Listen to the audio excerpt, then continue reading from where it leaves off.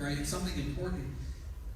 What's our role? How can we do that? Because we can dump on the mainstream press and they deserve it. But like, we're also in the media too, right? Right. I think that we're working at sites like Hot Air and Townhall.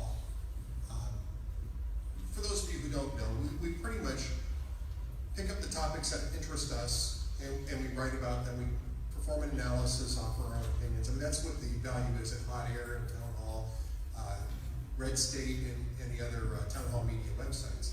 So we aren't necessarily advertising ourselves as comprehensive. I mean, we're not going to cover every single news story. We'll get emails when we don't, though. How come you're not talking about this? Well, we have 5 posts up on the site right now about that, but we can provide you the links. But I think it's incumbent on us. Obviously, we have to talk about Michael Flynn. That was a legitimate news story. We have to talk about also Obamacare, because that's a legitimate news story. And there should be lots of bandwidth to do that. And I think that new media sometimes gets locked into a story too. And it's wall-to-wall and 24/7, and this is the biggest issue that we have on the table.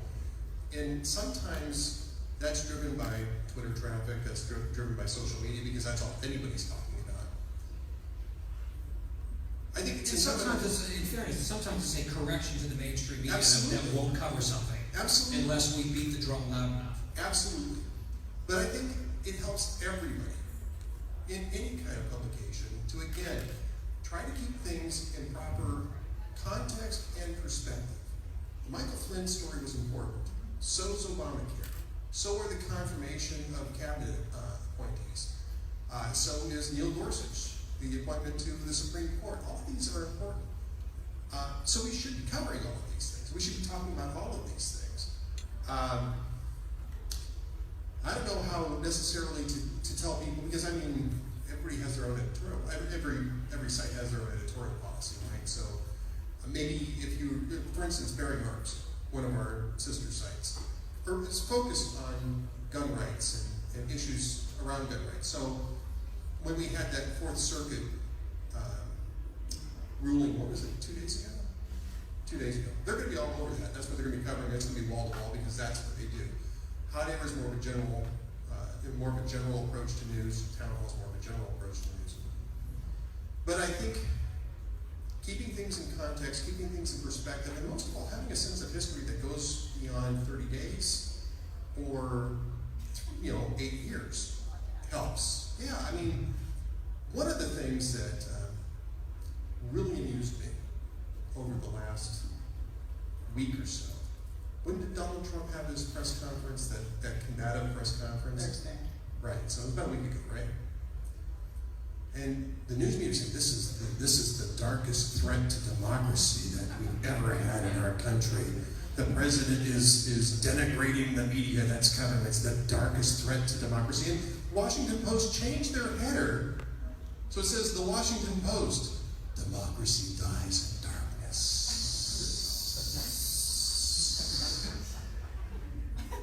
Which was, by the way, a rejected line from the Star Wars prequels. They went with, this is how democracy dies, with applause.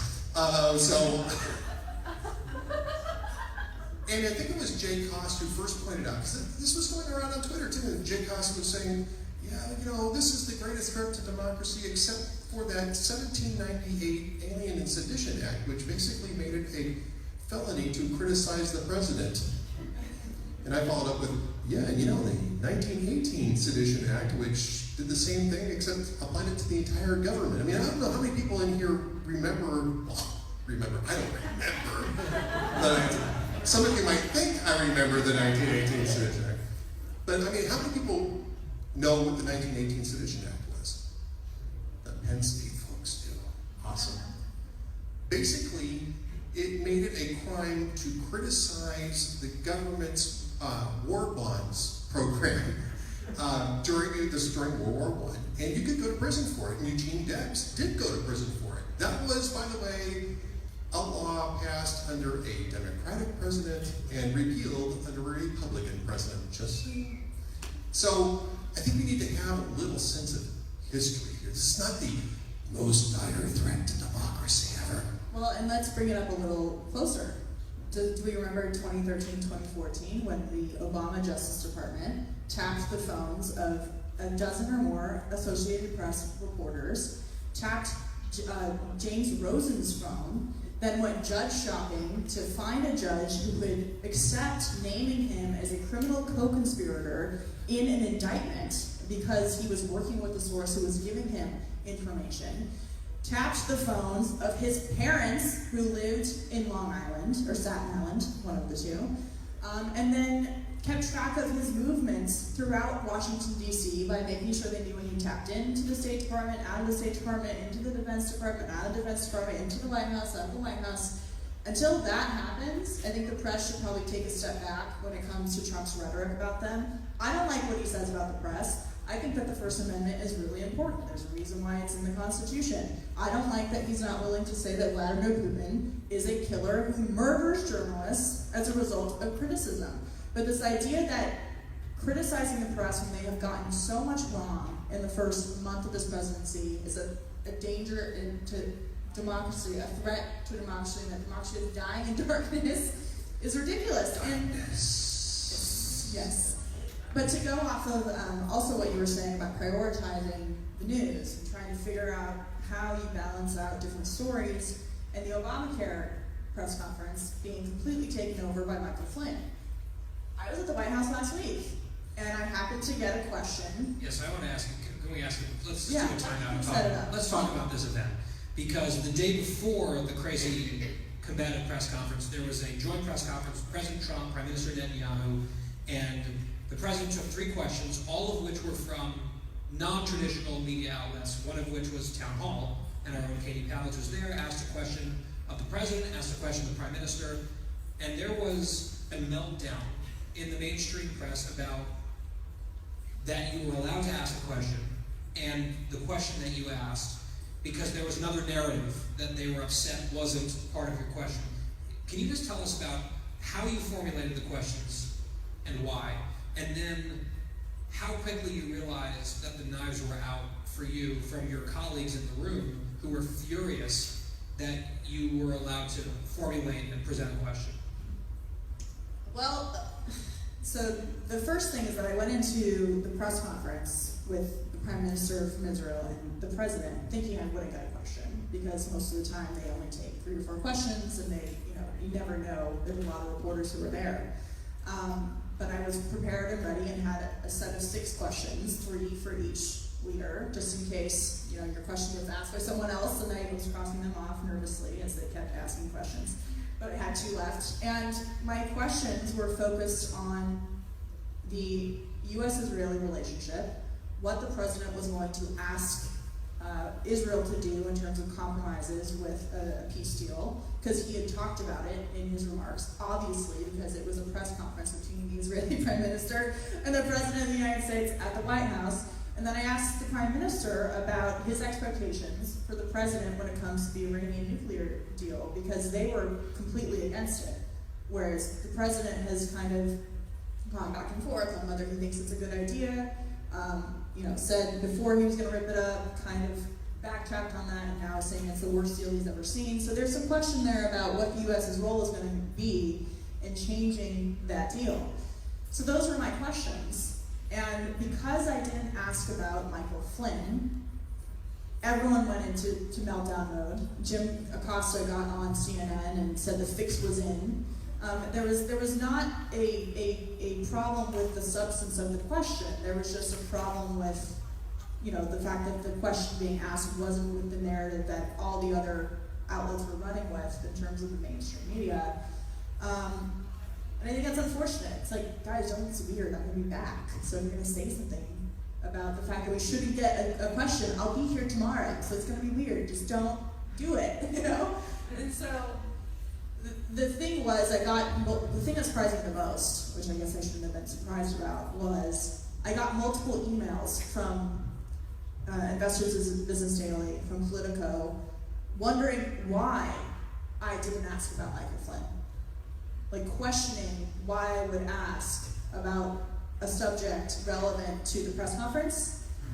So I just responded by first of all saying, I was a reporter there doing my job, I have no interest in being the story, first of all. And second of all, I asked about U.S.-Israeli relations because it was a press conference about U.S.-Israeli relations. And by the way, 24 hours beforehand in the briefing, the press briefing, I asked about Michael Flynn.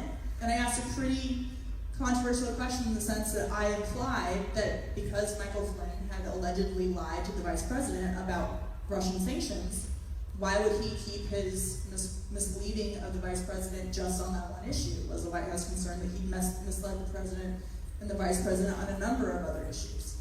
And so it's going to be a little weird in the briefing room. It's like a Shark Tank, but I can handle it. But I thought it was unfortunate that they weren't going to afford me the same respect that I've given them despite our political differences. And when you say something like the fix is in, not to pick on Jim Acosta too much, but that implies that there was some sort of a conspiracy where you colluded. I assume it goes without asking, but you did not talk to the White House about what your questions would be. No, I did not. There was exactly. But when millions of people, or maybe not millions on CNN, but when hundreds of thousands or tens of thousands of people This is a Fox contributor. well, I couldn't help it, slight dip. But when a lot of people are watching, and that clip went all over social media too. When they hear the fix is in, that is impugning of your integrity too, because it's suggesting that you were in on something that was untoward or unjournalistic, which wasn't the case at all. And they, again, didn't go after the substance of the question. Of course they just not. made these accusations, and what they specifically kept saying, ABC, CNN, MSNBC, was, well, he's only calling on conservative outlets. It's like, okay, so are you implying that you are a liberal outlet? Because Barack Obama only called on liberal outlets. So by saying that we're a conservative outlet, which we are, and I think that we're just more honest about the perspective we come from rather than parading around as objective, we tell you where we're coming from and you know that's part of the story. Their mask is off when they say something like that, because you're saying that you're basically a liberal outlet if you're going to accuse us of only being conservative. All right, so I want to shift gears a little bit here. This is something that I get all the time, and it's something I've struggled to handle while covering the Trump campaign and the Trump administration as well, which is constant accusations of everyone being in their own bubbles, right? So people who are in the hardcore pro-Trump bubble believe that anyone who does not think everything he does is brilliant is in their own bubble. However, I think the media and sort of urban elites absolutely are in a bubble. All the models showed Hillary Clinton was getting a 99% chance of winning. They see a bunch of people picking up picket signs and going to Dulles Airport or JFK to protest this refugee thing, and all the coverage is hair on fire. The country's turning on him. And then the polls come out and people are like, we're actually fine with it. You know, it's like, a 51-42 split or something like that. And a lot of Americans are either supportive or ambivalent and not dwellers of that particular bubble. So how do we, and we generally, try to think fairly about the administration, avoid being too deeply ensconced in the Trump bubble for fear of being called disloyal because we're center-right, or, having it in for Trump, without joining the hysteria in the other bubble over here, which absolutely doesn't, like these bubbles exist, and how do we operate among them in a fair-minded way? Well, I think for the first thing that I would say is focus on the policies and focus on the actions that are actually taking place right now. Because there's room for improvement, there's room for praise, I think. But focus on that. Focus on what's actually happening. Don't focus so much on the noise that's surrounding what's happening. But approach those things fairly too. If you have a reason to be concerned about how that EO was implemented, which I did and I wrote about, because I didn't think it was handled very well, and I think the fact that they're coming back around to writing it again tells you that it wasn't handled very well. We'll write about that, but also write about the fact that this is not much different than what happened in 2011 when it was applied to Iraq alone. somewhat different context when Obama did that, but it's still within the parameters of executive power to do this, because the executive has the most authority to deal with entries and exits into the United States. Part of that is Constitution, part of that is congressional grant of those authorities too. So when you're talking about that, talk about what's actually happening. Don't talk about the fact that, what was the thing from the Sean Spicer briefing where, I forget the name of the woman who asked it, the reporter, is it April Bryant? Sean Spicier? Yeah, Sean Spicer. Asked about something that Trump had said. And Sean Spicer's, and I forget what it was, but it was something, some inflammatory thing, which, shock. I mean, Donald Trump says inflammatory things. I don't think anybody can. We created this country. That's right, we created this country. John Fund, by the way, over there from National Review, one of my friends, and a great guy to follow, at John Fund, I think, on Twitter. And Sean's going, what is it you're talking about? I don't even know what you're talking about. It was a comment from March 2016 that this person wanted an answer on. And I mean, when you're a press secretary, your focus is on what's going on right now. What are the policies that are going on right now? And this is getting back to what I was talking about earlier. We have people who are still stuck on March 2016. Now that might make an interesting question for an interview with Donald Trump. What did you mean when you said that last year? But that's not something you ask a press secretary. They're dealing with the policies and the personnel implementation of right now. And I think that is what we need to focus on as well, because there's plenty to talk about, there's plenty to write about, there's plenty to support and oppose as things come up. So that to me is how you get out of the bubble a little bit. And the second thing that I would say, and I'm sorry, Katie, I'm just going to squeeze this one in. The second thing, thing third panelist, so it's okay. Is don't just look at what's going on TV, on the talking head shows. I mean, those are fun, and I'm not saying don't watch them, they're great. But diversify your input. There's tons of sources, and I would say go to some of the local media in some of these areas and see what the local media are reporting. And better yet, get on the phone and call a few people. So you can talk to a few people. When I wrote the book last year, I was doing it in 2015, I actually went out to these different 7 counties that I was writing about, and it was really eye-opening to actually go out and talk to people. I got a much different perspective on all of these things than I would have if I was just writing a polemic from the safety of my, I would say basement, but it's actually up on the second floor. But talk to people, find people, talk to people, see what they're thinking about these things. And that will get you grounded as to what really is important and what people are really interested in finding out. So one thing that I think is important to keep in mind when we're moving forward and leaving 2016 behind, I do think it's important to cover what Trump promised on the campaign trail and what he's doing now. And he's keeping a lot of those promises. But if some of those promises are broken, I do think that it's important to talk about that, talk about what he said, even though it will be far in the past. In terms of the pro-Trump side and feeling like you can never do anything wrong, one standard I think that is helpful is if you didn't like Barack Obama doing it, you shouldn't like Donald Trump doing it. And that's despite it being maybe better because it's a better program or whatever, making excuses simply because it's a Republican does not bode well for credibility if a Democrat comes back into office. And and vice versa, right? All of a sudden the left is up in arms about presidential travel and security costs, right? Where that was a fake story from right-wing lunatics under Obama, or a bunch of racists anyway. And now they're like, look at this waste of money, because liberals are finally opposed to federal spending on something, which is the protection of the president. So there is deep hackery on some of these issues. I'll give you another example. And this goes back to the press conference that Donald Trump had, where he said that, and I disagree with this vehemently because I hate this type of language in politics that the press is the enemy of the American people. Nobody.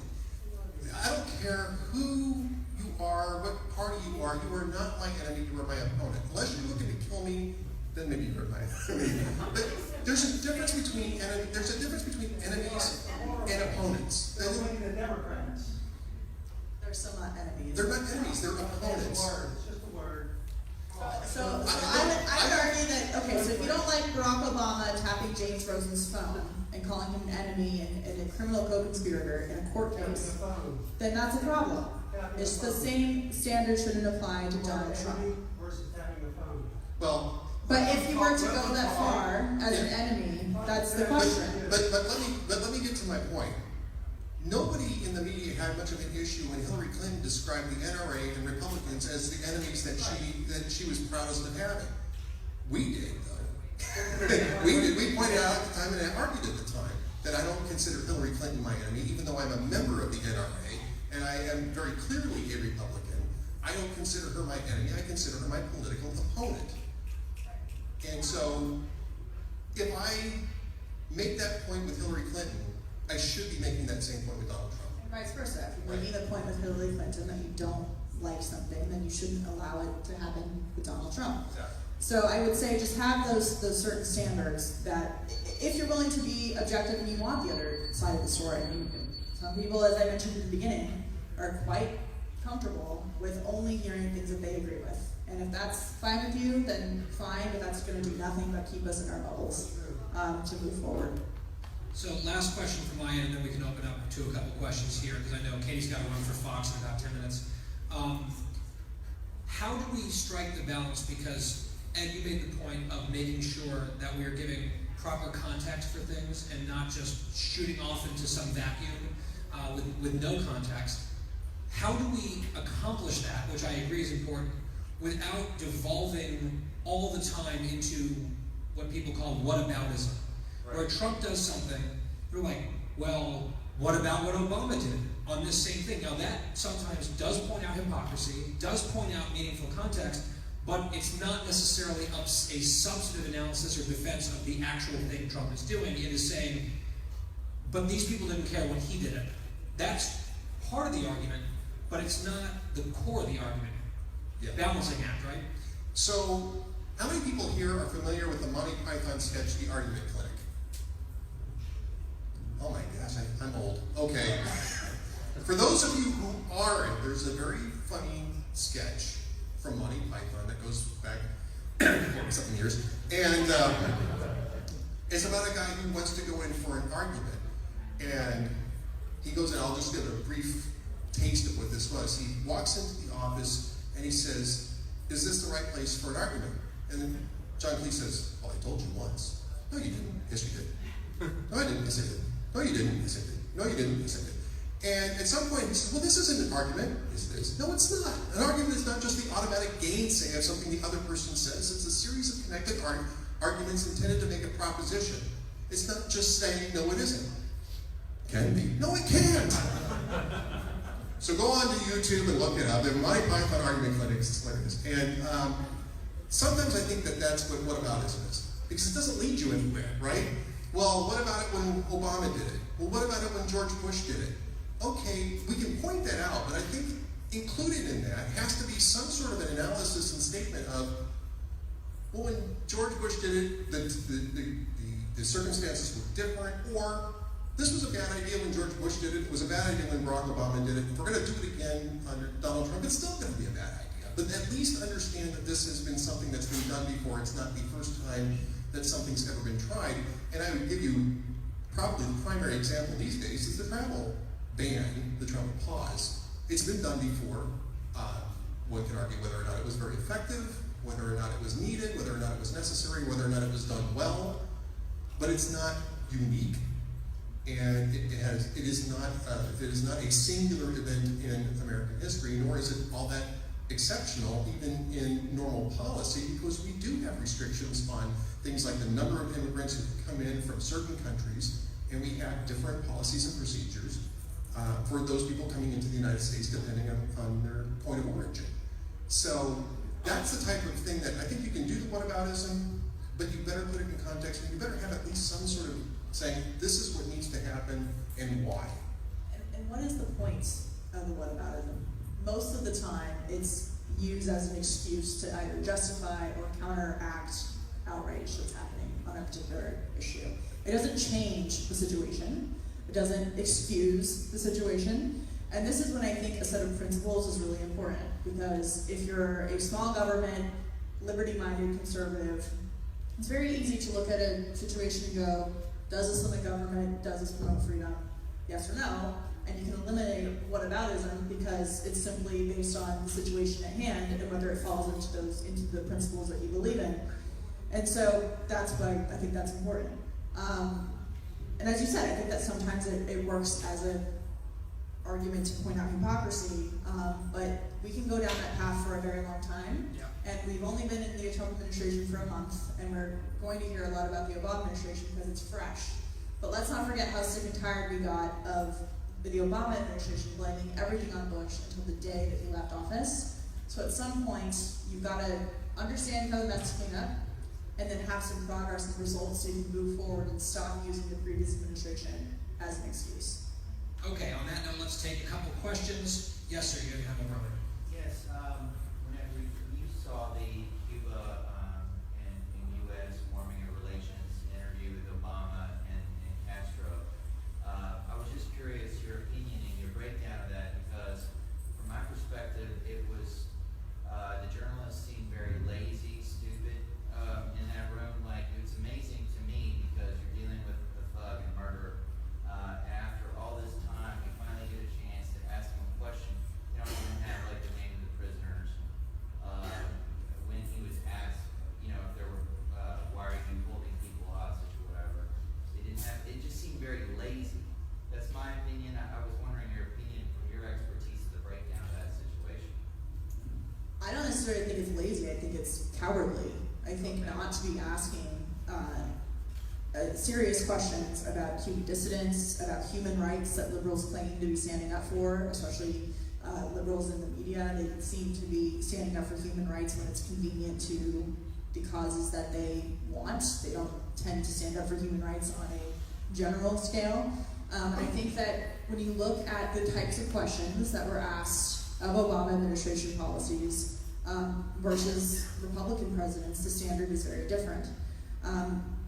The United States got nothing out of the Cuba deal. We didn't get the, Asante Shakur back, who of course murdered a New Jersey state trooper.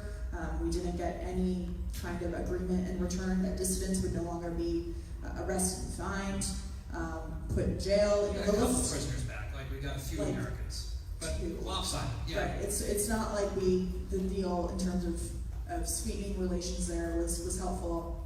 And there's no regime change. It's not like the communist government there is changing. So there weren't questions about that. And there weren't questions about, can you imagine Donald Trump, here we go with whataboutism, but going to a baseball game with someone like Fidel Castro, or Raul Castro, and sitting there with a murderer, and sitting there with members of the FARC terrorist group in the audience, and the outrage that would have ensued. And so I think it's cowardly because they're not willing to ask questions that go against their narrative a lot of the time. Not all the time, and there are some good people who do. But that was a narrative thing too. I think the press, the Obama people from day one, cast the president's actions on everything as bold, unprecedented, and just an amazing new stroke. And the press, by and large, agrees with Obama on most things. They mostly all voted for him. So when the president comes out and says we have a bold new approach to something, the press, by and large, is kind of cool with that. They want to go with the historic nature. That was their narrative. Obama's historic trip to Cuba. And if that involves maybe not doing homework and asking about specific dissidents who were jailed, oh well, we are here to cover something deeply historic. Whereas something historic and bold that Trump is doing is frightening and scary, and let's drill down as far as we possibly can, because I have no problem with the press being aggressive with Donald Trump. He's the president. He should get aggressive with specific questions. They didn't treat Obama that way. That's why I'm right. Sure. And I'd like to know where does the bottom line with the press conference? They called his son, his wife, hooker. I mean, some guy whose family works for the New York Times. Oh, I mean, come on. And she won her lawsuit, so that works. Who, Melania? Yeah. So, I mean, yeah, I'm no, just saying, it's. if I were a parent and these people were saying things about my family. I get that, and That's what he does. And I think it's justified, to be honest. and you had the press camped out on this congressional staffer's lawn because she criticized the body language of the Obama daughters at a Thanksgiving event or something, and her life was torn apart. And and it doesn't seem like the same rules apply to both parties. I think how we can try to avoid being hacks is to apply the same rules to both parties. I think that's part of what we're not defending what the media did there. We're trying to say how we're going to do our best to do things differently. Yes, sir. How do you handle the contradictory statements from like different members of the Trump administration? Like he'll say one thing and then Kellyanne Conway will come out and say another thing, and Yeah, you pointed out. It's very contradictory. And that's what happened with Michael Flynn, right? Is that Kellyanne Conway said that he had the full confidence of the president about 6 hours before he got fired. Right. So we pointed that out. It's like, well, gee, somebody was out of the loop. And that's what we wrote. Somebody was out of the loop. Yeah, absolutely. You point that out. That is legitimate. That's a legitimate criticism to make. They were very disorganized about that. Sure. They got caught by surprise. Clearly, they got caught by surprise. But they're the administration. That it's on them to make sure that they're properly preparing their survey. I think you can't just keep attacking fake news too as just a cop out for a story he doesn't like too. Like that's becoming. Well, that started on the other side. That's becoming the strategy too. As you, I'm sure you can see, is becoming the strategy. Well, let's talk a little bit about fake news, just briefly. Sure. The whole fake news thing started because BuzzFeed did a study on Facebook that supposedly fake news stories got more clicks than real news stories. And when we looked at the real news stories, the top 5 real news stories, 4 of them were liberal opinion pieces. And the 5th one was the modeling pictures of Melania Trump from 20 years ago, right? Yeah. So there was never this study, they called it a study, basically it was just an analysis, and there was never any part of that said that had anything to do with voting behavior. There's not even a correlation positive between clicking on a Facebook link and voting behavior, and let alone causation, right? There was absolutely no data on this, and yet the media went nuts on this because it was the week after the election, and they were looking for a way to explain how their narrative was incorrect. And so that fake news thing has been, Facebook was going to clean up fake news. And so what happened was that the fake news label got appropriated by the people it was targeting, which is, by the way, a grand American tradition that goes all the way back to Yankee Doodle Dandy. And now it's just a meaningless, it's a meaningless epithet. And so, Donald Trump isn't the only person who's using it as a meaningless epithet. But So. I do think you have a point, though, because the president loses his own credibility when he complains about everything that's published that's negative but true, when if he simply pointed out all of the stories that weren't true and not based on fact. There's plenty of it, but he does himself a disservice by bringing attention to negative stories that happen to be true and complaining, when he could really just focus on things that are not true, things that are unfavorable, and really that shows, again, that the media is not doing their job in the proper way. All right, we'll do one more question here, and then we'll stick around, but Katie has to go, so yeah. I'm a conservative, and I'm in student media, and a lot of times I've almost had to hide my values because I feel like for fear of being blacklisted almost. How is it for all of you starting now, and would you have any advice? So that's a great question. Personally, I was involved as an open conservative all the way back in high school and middle school. So I was always out there with my views. And I think that putting them on my sleeve and saying, you can take what I report and what I say in my analyses with that grain of salt. And you can judge me based on that, or at least look at it through that prism, right? If you're looking to go into the mainstream press, I think there's a few things. First, and one of the good things that I've seen, like kind of a development more recently, is you're seeing more folks go from conservative world into mainstream media more than I've seen in a long time, where people are starting at a National Review or something, and they end up at the New York Times or Politico, and there are people who might be center-right but can still do really good reporting. So, like, you being at CPAC is not a blot forever against your ability to get hired in the mainstream press, but I think part of it is you have to demonstrate, if you want to be a straight news reporter, you have to demonstrate that the proof's in the pudding. I can report well and accurately, and I think that there are editors who are frankly worried about the future of media, worried that there's half the country, at least, that doesn't trust a single word that they say. They need people with credibility who think or have a worldview more similar to ours to be in their newsrooms, because they have been deserted among conservatives for decades. I think there are some forward-looking editors and publishers trying to somewhat fix that imbalance, so it might actually be a boon to you. But if you're going to be an activist or an opinion person or an advocate, it's a whole separate track. And I think it's difficult to mix those two. Although, you know, you can go from being a Clinton war room strategist to the host of ABC News Sunday Show. So there are certain exceptions to this rule, but not generally from our side. I always encourage young journalists who happen to be conservative, figure out what you really want to do. If you want to be a conservative commentator, then you have more flexibility, obviously, to be able to make your views. If you really want to do what Guy was talking about, be a reporter, being able to go to any kind of story and report on the news, that tends to get a little stickier, and it's not about not being open with your views or being, not proud of the fact that you're a conservative. It's just part of the job. And I really encourage young people to focus for the first couple of years of their career at least on really doing a lot of serious reporting so that your credibility is there, and then later in your career you have more flexibility to have an opinion because all of your work speaks for itself. I want to add one thing to this. I think times have changed. And I'll tell you a brief story. When I was in high school, I was known to be conservative well enough to get a lot of teasing from my friends when Jimmy Carter beat Gerald Ford in the 1976 election. So that gives you an idea of how long I've been around. That's a true story, by the way. I mean, people were kind of going, hey, you lost. I was like, yeah, okay, I lost. But it wasn't me. It was more, we're all friends. This gets back to something I started with today. And after that, it was like, okay, Jimmy Carter's president.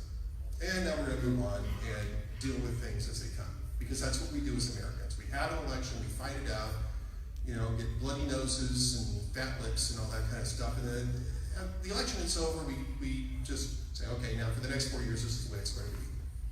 Okay, and just so you have like 1 minute warning. Okay. I think things have changed a lot since then. And I think that you guys have it a lot tougher than I did when I was your age. I wasn't going into journalism, by the way. I took a very circuitous route to get here. I think that we have gotten so politicized that you're an opponent on everything based on your political orientation. And that's a very unhealthy thing for our community, for the fabric of our country. And it's something that I think is helped by having people stand up and say, look, this is my perspective. I'm a conservative, or I'm a liberal for that matter. And I am still an American. I'm still a human being, and I am still somebody who has dignity and is worthy of respect and friendship. And so I think you guys have a lot tougher than I did. So I wish you luck. And I hope that things improve. And maybe it's gotten so bad now that people will see that and actually start taking that to heart. So congratulations, and I hope it works for you. And someone should definitely write a book about the escalating outrage wars and call it something like End of Discussion, available at endofdiscussion.com. All right, so we're up on a hard break. Jonathan, is this what you text? Okay, so my boss has some exciting news since you guys toughed it out and made it through all the obstacles to get here.